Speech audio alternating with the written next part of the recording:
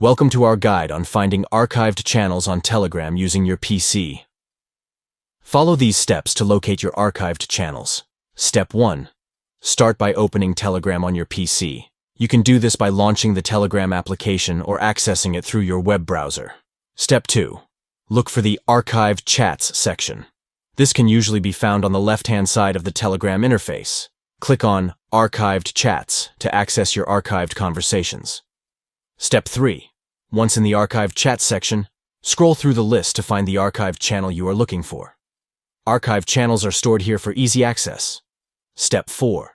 When you locate the channel you want to view, click on it to open and explore its content. You can read messages, view media, and interact with the channel as usual.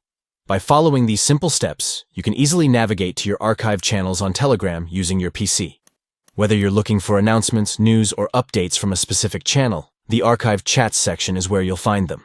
Remember, archived channels can be unarchived at any time, allowing you to bring them back to your main channel list whenever needed.